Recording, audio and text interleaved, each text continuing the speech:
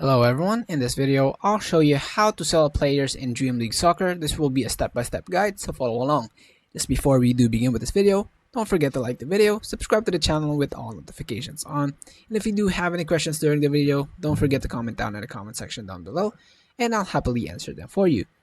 Now, to sell or release a player in Dream League, basically this is a very simple tip. Just go ahead and click on transfer right over here. And as you can see on the bottom right corner, you'll see manage players. Just go ahead and click on it.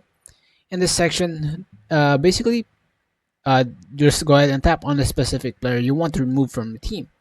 Let's say, let's go to the sub player right over here. Let's go ahead and remove the lowest one.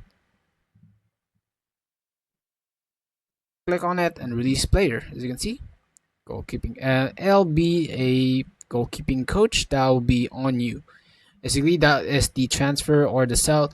If it's currently a big player, it'll give you a diamond or a coin. Basically, that will be all for this video. I hope you guys find this video helpful. If you did, thank you guys so much for watching. Please leave a like on this video. Peace.